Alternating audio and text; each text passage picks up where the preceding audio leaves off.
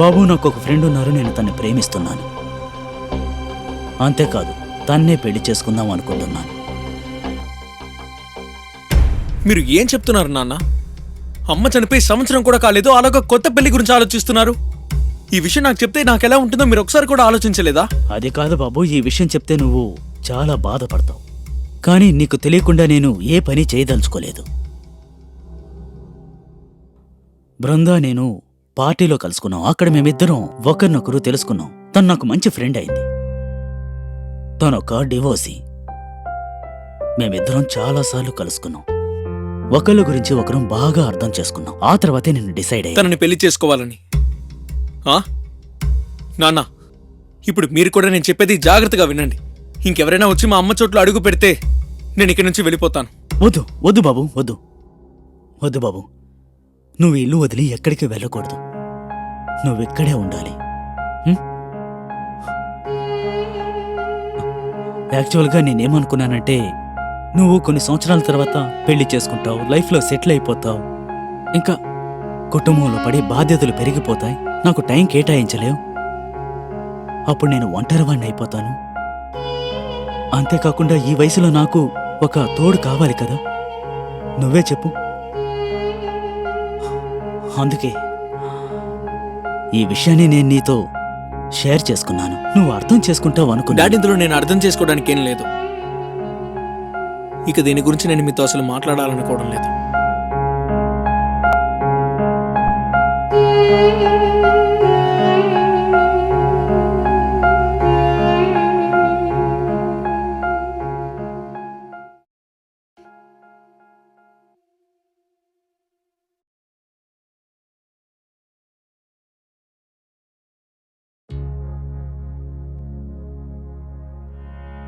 బాబు, dinner రెడీగా ఉంది.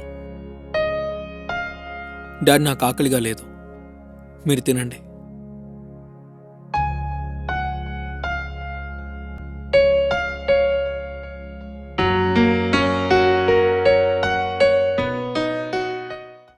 నమస్తే, నేను ఉజ్వల్ చోప్రా. నేరం ఎపిసోడ్కి స్వాగతం.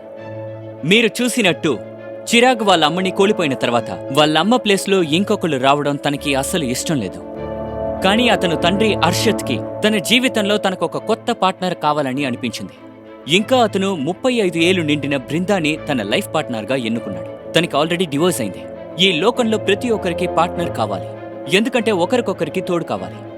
కానీ ఇప్పుడు అర్షద్ ముందు ఒక ప్రశ్నే ఉంది. చిరాగ్ అతన్ని అర్థం చేసుకోగలడా? దీనికి కాలమే సమాధానం చెప్తుంది.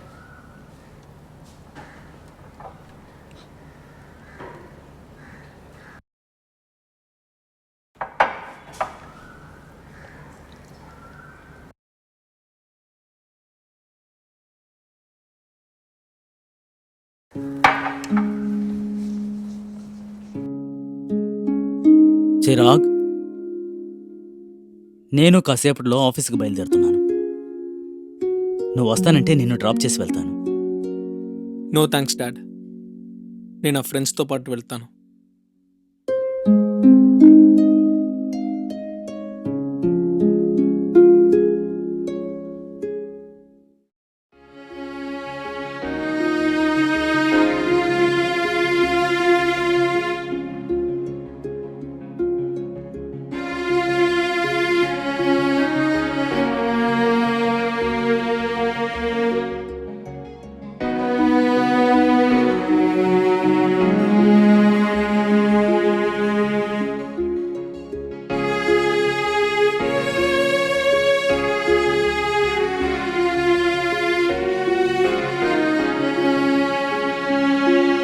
ఇంకా ఎన్ని రోజులు నా మీద కోపంగా ఉంటావు? అయినా ఇది న్యాయమే.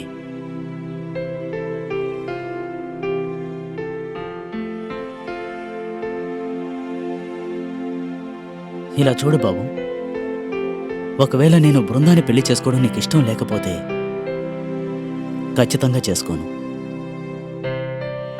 తన్ని పూర్తిగా మర్చిపోతాను. కానీ బాబు, నువ్వు నాతో ఇలా బిహేవ్ చేయకు ప్లీజ్.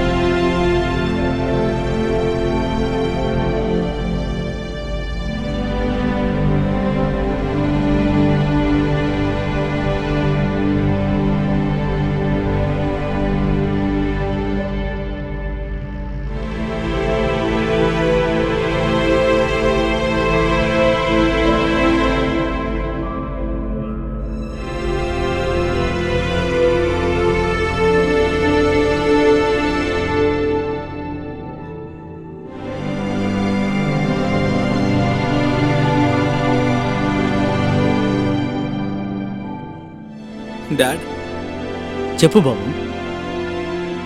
నాన్న, ఒకవేళ ఆవిడ మీకు లైఫ్ లాంగ్ ఒక తోడుగా ఉంటుందని మీకు అనిపిస్తే అప్పుడు ఓకే, మీరు పెళ్లి చేసుకోండి. కానీ డాడ్, నాకు కొంచెం టైం కావాలి to get along with her. And one thing dad, I will not give her my mom's place.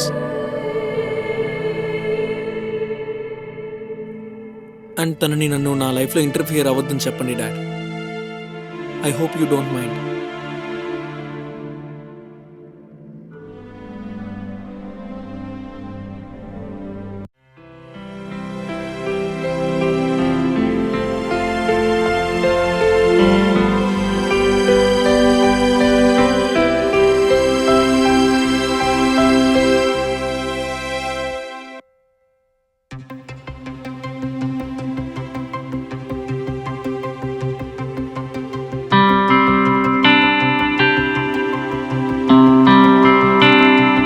Chirag, తను బృంద.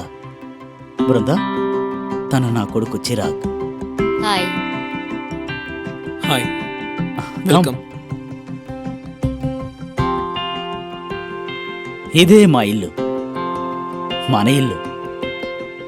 ఇల్లు మొత్తం నీకు చిరాగ్ చూపిస్తాడు. చిరాగ్, తీసుకెళ్లి చూపించు. డాడ్, అంటే నా ప్రాజెక్ట్ చేయడంలో కొంచెం బిజీగా ఉన్నాను, నేను వెళ్ళాలి.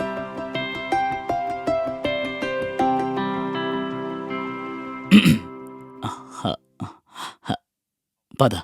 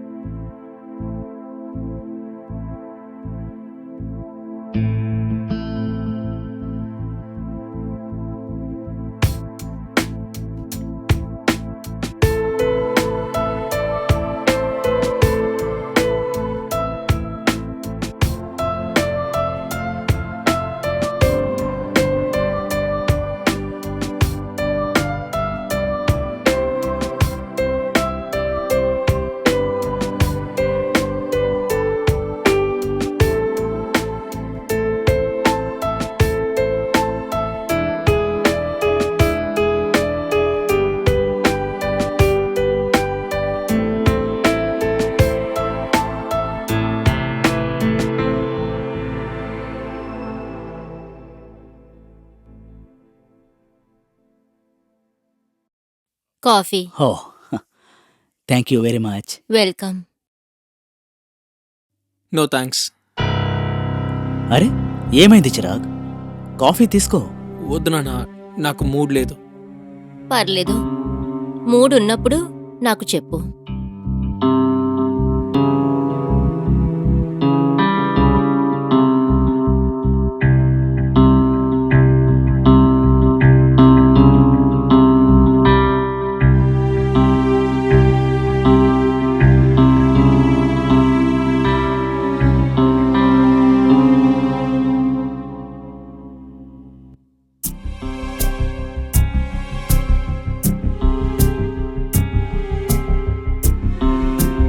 చిరాగ్, ఆ, ఏం వెతుకుతున్నావు?